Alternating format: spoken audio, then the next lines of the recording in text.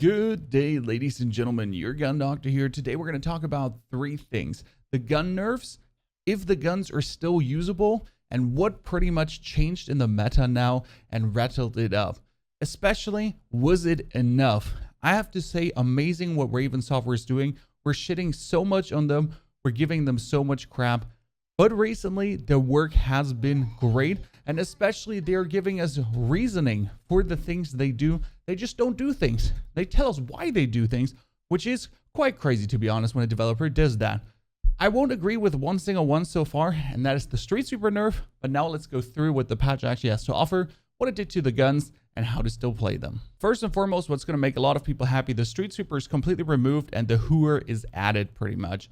I do agree with this 100%. The Streetsweeper's ground loot is stupid because it kind of puts away the skill in the early game. Shotgun does not take a lot of skill. Point, click, shoot, full auto, boom, boom, down. Not much you actually need to do there. You just get people clapped. Then you can't glitch through the areas anymore. I'm pretty sure there's still areas where you can glitch through, but all in all, that is already good to see. Now, we have the Amax, Fara, Streetsweeper, Bullfrog, and PPSH nerf.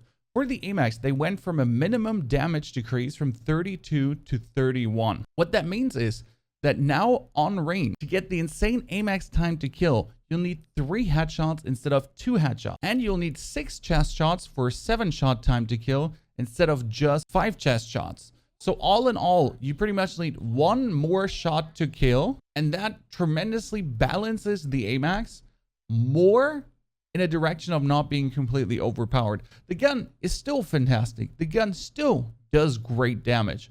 And it's absolutely top tier meta. And I do believe that a lot of people that mastered the Amax right now are going to still love it.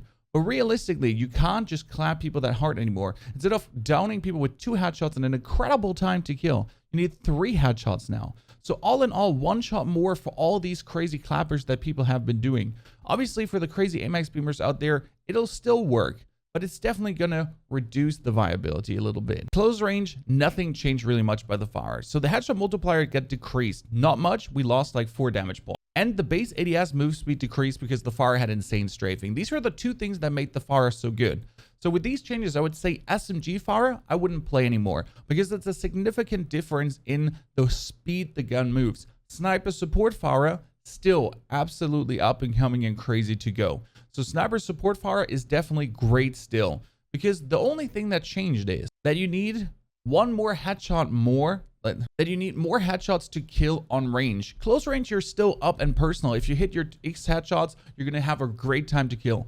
On range, you're still very good off. If you're doing your 2 headshots, you still have the 608 time to kill. So you're very good off. You're still at the 9-shot time to kill. Everything is fine if you're using a range Fara. The same goes for close quarter combat. 1 headshot drops your time to kill, but you're losing this crazy strafe speed that then made the Fara the superior gun in the close quarter combat. So I would say yes, still usable, but sniper support should be the vibe here. Streetsweeper, base hip spread increased, recoil increased slightly, ADS speed reduced slightly, and I don't see a reason to do this because the Streetsweeper has been an absolutely fine and balanced gun. No one ever complained about the Streetsweeper until it became ground loot. And that's the thing here. A Streetsweeper as a loadout gun should be as strong as the Streetsweeper is, because that's what shotguns do. They completely obliterate you close quarter combat. But now nerfing the Streetsweeper does not make any sense to me. The gun has an atrocious reload. The gun ain't really better than the Jak 12 or any of the other shotguns. It was just in a good and well done spot. The Bullfrog nerf, absolutely great, because now the SMG meta completely changed. The Bullfrog nerf is at the same time also a buff, because you have sprint out speed increased, bad. Base move speed increased, good. Now maximum damage range increased by 11%, great. So it can actually be a better sniper support gun now. But maximum damage decreased from 34 to 32. And what that essentially means is, with 1 headshot or 2 headshots, you used to be able to get insane time to kills under 400 milliseconds. Both of that now get higher by 1 more headshot. That does technically not nerf the gun, because if you hit 2 consecutive headshots in a row, the gun is absolutely frying still. But that's the point here. If you hit 1 single headshot, it's not like, boom, 400 milliseconds time to kill. No, you're higher than that. So this is a great balance without ruining the Bullfrog and making other guns viable again.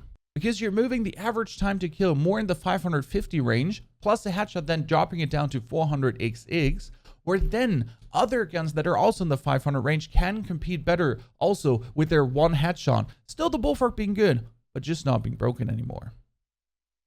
PPSH did not really get the insane buff we were hoping for. Yes, maximum damage range. The gun already had a good damage range, but open bolt delay decreased by 80%, and that's the clue point. Open bolt delay is what ruins guns, especially SMGs. LMGs have usually a 69 milliseconds open bolt delay. The PPSH get really nerfed. They're really cucked by that. You couldn't really play the PPSH at all. But now with the open bolt delay decreased by 80%, it might become a more viable gun, especially also with the Bullfrog nerf and with the Streetsweeper nerf in general, then making the ARs not so good off close quarter combat guns anymore, because they used to just be so OP by absolutely being Streetsweeper monsters. Interestingly enough, they say they actually buffed the snipers, but they did not.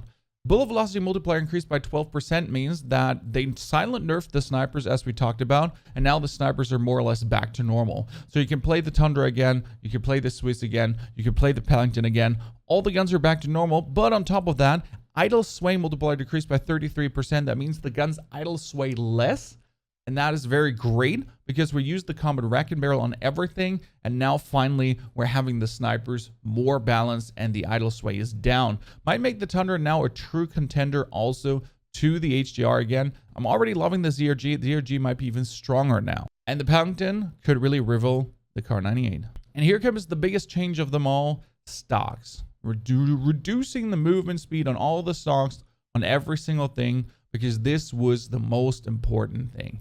So 75% down on assault rifles, light machine guns, and everything. 50% down on SMGs. And this is exactly what we need to see. Not because it was too OP. It's just because Modern Warfare rifles didn't have it at all.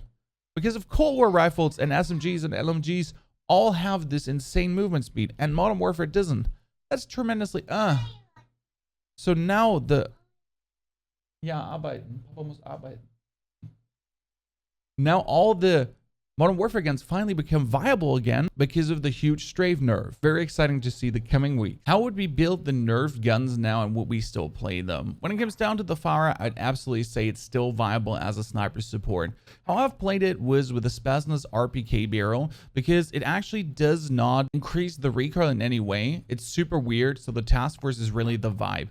Together with the Gru suppressor, no foregrip needed because it doesn't really do a lot. We're going to put on the 50 round mag, which is nowadays really a 50 round mag. I've been playing this with a Hawksmoor scope, but you can choose any other scope that has a 1.37 times magnification. The lower you go magnification wise, the less you actually have to move your mouse to control the recoil. That's very important. The more magnification, the more you have to move your mouse. That's why the Silix Holo Scout often feels very bit in close quarter combat.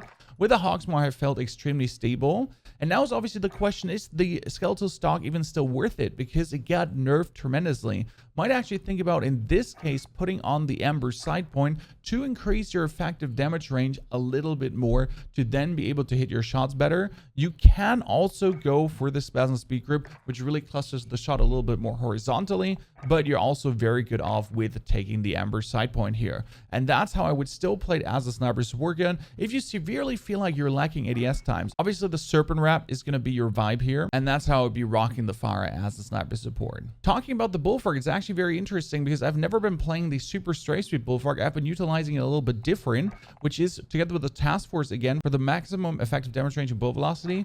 The minuses don't really come in place here, together with the Gru suppressor. Then I've been putting on an Amber sight point to increase your effective damage range. I'm playing this with a snap point, and now with the last attachment, I used to go for the codcw or the Spasnas PKM stock, but you can actually go for the wire stock to get more sprint to fire, and then with the Ember side point even have a great hip fire, or even put the riot stock off and just play the bruiser grip in this regard, and you have a very great hip fire, range, even more range, which got increased, power beamer. That's still very good. The Amax is pretty much completely unchanged. It is what it has always been. The gun is strong without being overpowered now. It's still, yes, absolutely strong and doing great, but it's not doing insane anymore. Absolutely top tier viable gun without feeling that the gun really needs another nerf. I'm happy now. I won't complain about it anymore.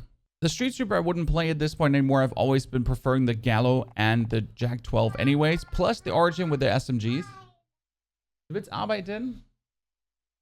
Oh, okay. So I wouldn't be playing that Streetsweeper anymore. When it comes down to the PPSH, I really don't feel like it's that good. Yes, with the open bolt delay decrease, it got more viable, but it hasn't gotten more viable to the point where it's like, yeah. Oh, Papas Handy? Na, habe ich nicht verloren, habe ich hier liegen. No?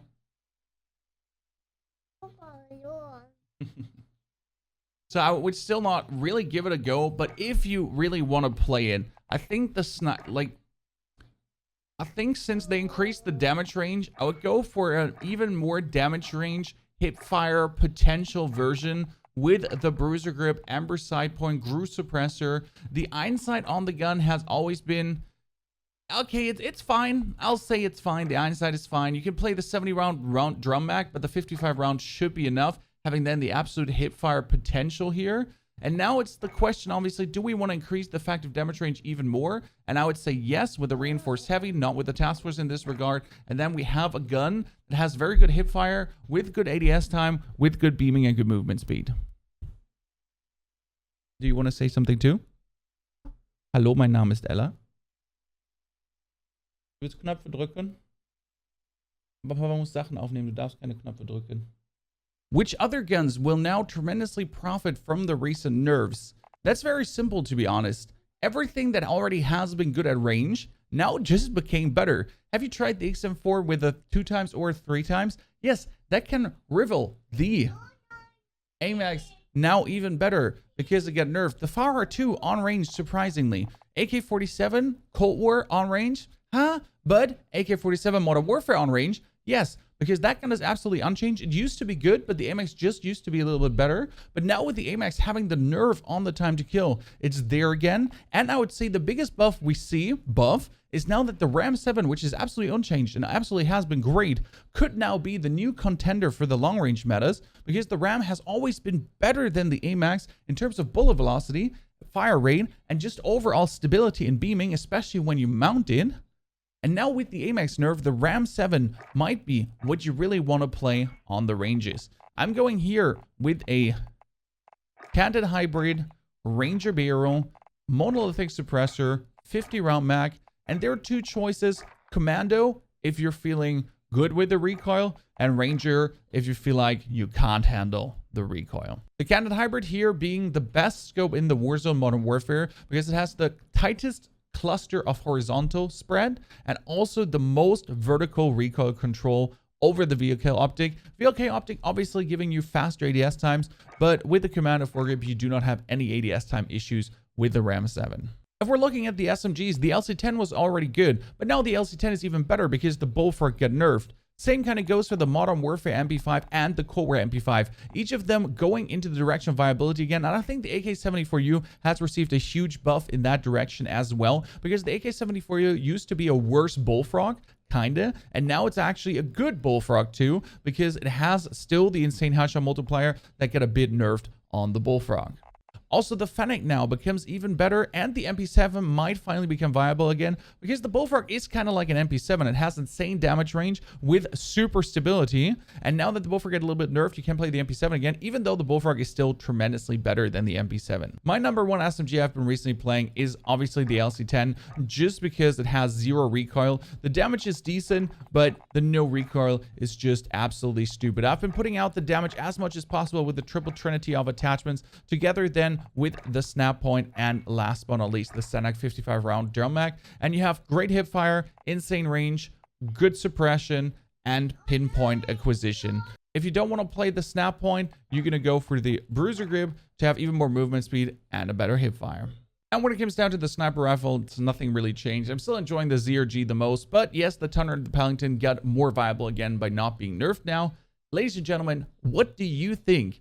What is your going to be next SMG that you're going to test? What's your AR you're going to test? What are you going to play now? Or are you still going to be enjoying the Amax the most? Möchtest du Knöpfe drücken? Ja.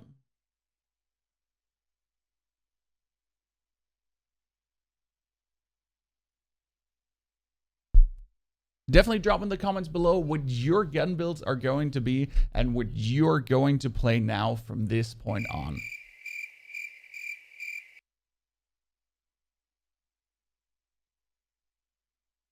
I'm excited to see what the next days have to bring, what the next weeks have to bring, what's really going to be the guns that people are coming up with. If the pros are actually changing back to the Ram 7 or not, I really would put out a prediction for the Ram 7 here. It has been already a highly played rifle before the Amax actually came out. Then the Amax overtook the spot, but now I think it's the time for the Ram 7 to shine again and do the best possible as we have out there. Thank you for supporting so much. Don't forget to subscribe to find your way back for the new up and coming days of videos to come.